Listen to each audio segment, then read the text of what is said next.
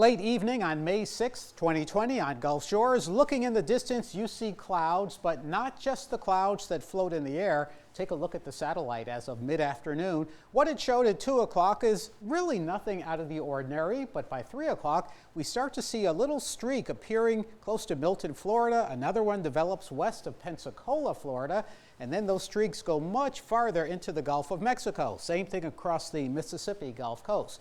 Those are smoke plumes from a couple of wildfires. They show up on satellite. It was a day with a strong north wind, gusting 25 to 30 miles an hour. It was also a day with very low humidity, and those two combined make conditions for wildfires getting out of control much more likely. That's why there was a red flag warning issued. The name itself may not mean much, but it actually is the same as saying fire weather warning. In other words, conditions are right for fires to get out of control, not a positive thing. It's also been a spring pattern across the Gulf Coast. It's been too dry for the soil, so drought conditions spread across the Mississippi Gulf Coast into the Florida Panhandle.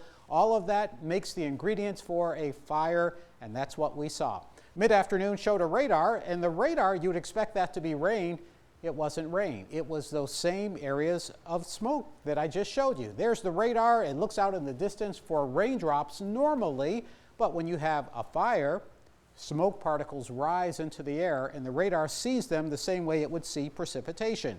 So that's what you saw both on radar and on satellite.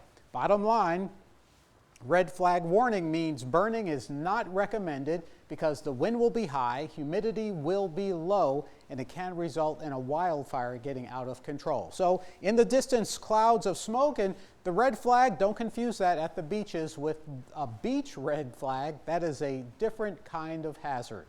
I'm Chief Meteorologist Alan Seals.